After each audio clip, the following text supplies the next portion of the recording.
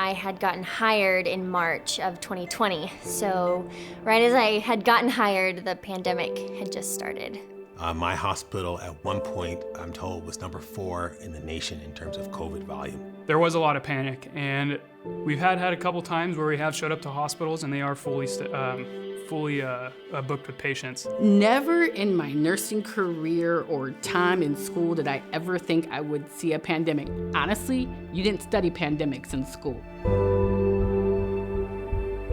The first responders 911 system is the catch-all. When people are having their worst days, their darkest times of their life, they call 911. And we show up no matter what the problem is, no matter what the deal is, we're gonna handle it, and we handle it very well. I was floated to the COVID unit my first night. It was really overwhelming, and I was so intimidated because you walk in there and everything's just a mess, and it's just crazy because it's just new for everybody. Normally what I'd be doing is procedures most of the day, but they ended up shutting down a lot of our elective procedures and pulling us to the ICU to help out the intensive care doctors who needed a lot of hands on deck. You go to nursing because you want to be a part of the healing process. You want to see that recovery and that turnaround, and it's very, very difficult when you're not seeing any of that.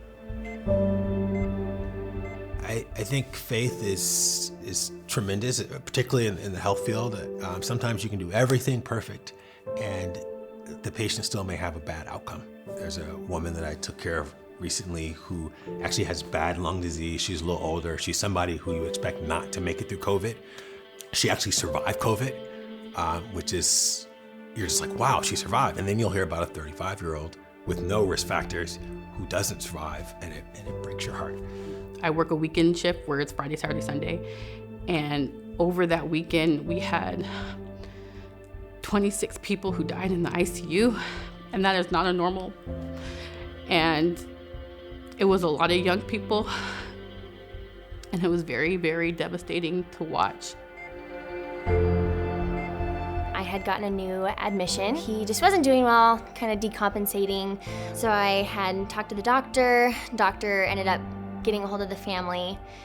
It's just really hard with COVID because you're not allowed to go in the room as a family member. A colleague and I had been in the room holding his hand for 2 hours, and his wife was just on the outside of the room, just watching. And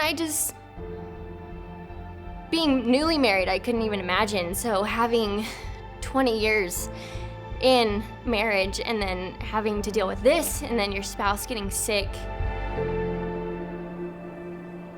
I'm super thankful for this community, this church, because being able to go out and serve the community has kind of kept me still grounded. We're living through devastation.